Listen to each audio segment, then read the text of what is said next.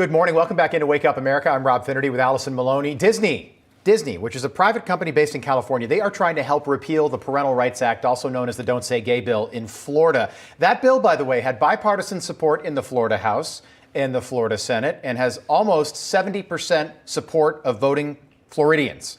Governor Ron DeSantis signed the bill into law last week, banning teachers from giving classroom instruction on sexual orientation and gender identity in classrooms with kids ages kindergarten through third grade. But critics say that it is anti-LGBTQ+. Yeah, joining us now to discuss more is Florida Congresswoman Cammack. Congresswoman, welcome back to Wake Up America. Okay, so the language in this, it does not even say gay in this. And then this is being debated among a lot of people, especially in Florida, but across the country. And it actually gives parents more rights. So where is this narrative coming from?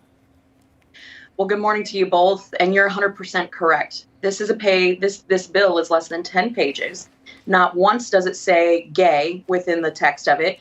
And this is all about saying to parents, you have control over your children's education, and that teachers should not be discussing gender identity or sex or sexualization with kids that are 5, 6, 7, and 8 years old. This is an anti-grooming bill. And when you look at the teachers that are outraged over this legislation, these are the ones that are talking about coming out to their students. These are the ones that are talking about discussing their sex lives with students. It's wholly inappropriate. And quite frankly, Disney is on the wrong side of history on this one.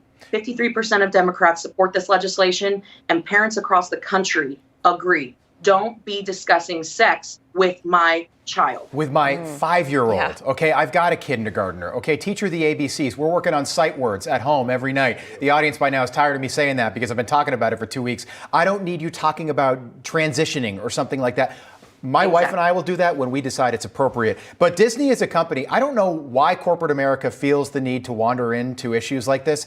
Disney's got 190,000 employees worldwide. Do you think maybe some of those employees are A, conservative, some might even be, dare I say, Republicans, and some probably support this bill? What about them? Well, exactly. Their voice has been lost in this conversation wholeheartedly.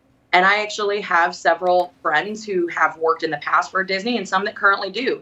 They feel like they aren't being heard. They feel like they're constantly drowned out, told to sit down and shut up and be quiet, because it doesn't fit this liberal progressive agenda.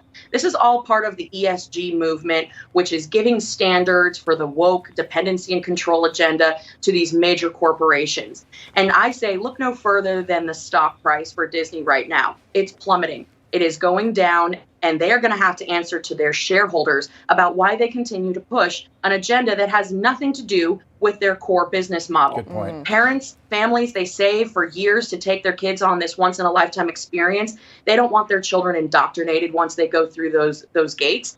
They want them to have an experience of a lifetime that is wholesome and preserves their innocence. Yeah. This is totally the wrong track. And if they were more interested in being inclusive, how about bringing down those ticket prices that are about $200 a pop? That's a great for point. just one of the parks. Yeah, let's talk about that. And Disney now, they're not going to say boys and girls, ladies and gentlemen. I want to get your take on this, though, because Jen Psaki said the White House is monitoring this. I wonder, Congresswoman, if this happened in a different state other than Florida, because it really seems they always come after anything that the governor of Florida does. Do you think it's because they're concerned about potentially anything coming in the future with DeSantis or anything with Republicans?